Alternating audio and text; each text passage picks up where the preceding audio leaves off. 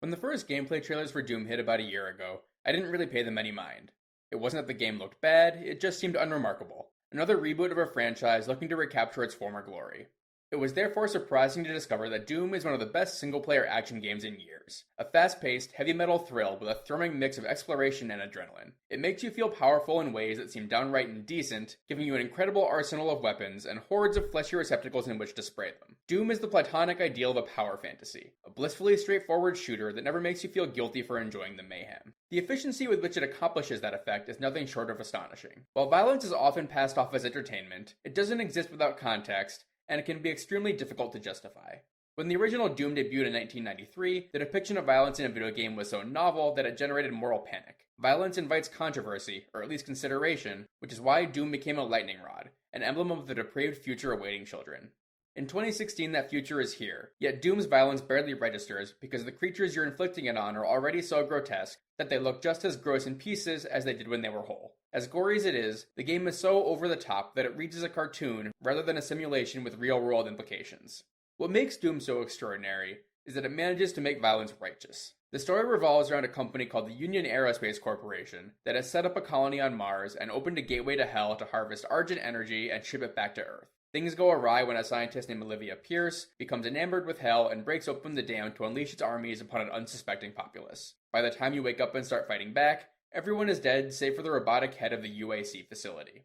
It's probably telling that humanity's idea of a renewable energy source is a literal gateway into hell, but that ridiculous simplicity is the key to Doom's success. Everything that could give you pause, that might make you think or hesitate, has been carefully stripped away until only the guts remain. There aren't any problematic depictions of race, or awkward gender representations to let the air out of the balloon, and the Doom Marine could easily be a woman without altering the content of the game in any way. It makes for a stark contrast with other modern shooters.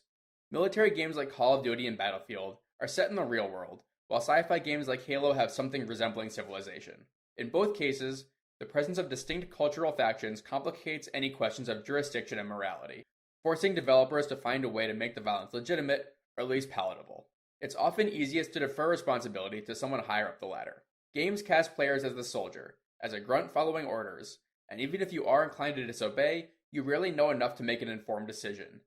Missions are structured around the gathering of intel, which implies that you won't know what you should do until after you've killed a few dozen people on your way into the base. That's not to say that games set in the real world are inherently worse. The limited perspective allows for unexpected reveals, and the authentic trappings can allow for a thematic weight that goes beyond the anarchy of the playground. But it does limit their potential for raw catharsis. Power fantasies demand an other, a group to impose that fantasy on, and that can have unintended consequences when used to demonize groups of people that actually exist. Doom, on the other hand, has literal demons. It's the platonic ideal of a power fantasy, not because you have the biggest guns, though that's certainly a part of it, but because you're endowed with the authority and the inclination to use them. There's no gray area.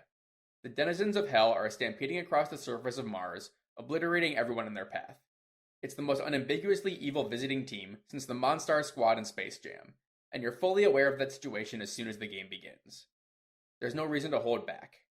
Every other human being is dead, the infrastructure is crumbling, and it's only going to get worse unless you intervene. There is no collateral damage, no possible adverse outcome to euthanizing every semi-organic lifeform you encounter. In other words, Doom's narrative is uniquely structured to make the act of aggression as uncomplicated as possible.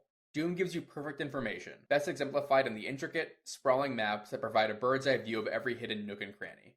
The omniscient perspective makes slaughtering the opposing side not only fun, but a moral imperative necessary for the survival of humanity. You need to stop the demons, because they'll kill you if you don't. The game can't offer much in the way of suspense or plot twists when the player already knows all the relevant story details, but Doom isn't trying to surprise anyone as much as it's trying to establish a consistent tone. From there, it's simply a matter of making sure that the mechanics allow the player to fulfill those expectations, and in that regard, Doom succeeds spectacularly. All of the systems feed back into each other, creating a satisfying gameplay loop in which you unload all of your weapons to take out the first wave of demons, and then shred a Baron of Hell with a chainsaw to restock your ammo before taking out the second. Outside of maybe a vague and half-hearted critique of capitalism, there's not a lot to analyze with Doom. No grand lesson that gives it broader significance or relevancy. It's instead a game that recognizes that pumping rockets into a giant, hideous demon with flamethrowers for hands will never not be awesome, and that everyone wants a chain gun with infinite ammo, especially if you didn't have to use a cheat code to get it. Doom makes you so powerful that the legions of hell tremble to speak your name, and sometimes that's a welcome remedy against a world that has a way of making us feel helpless.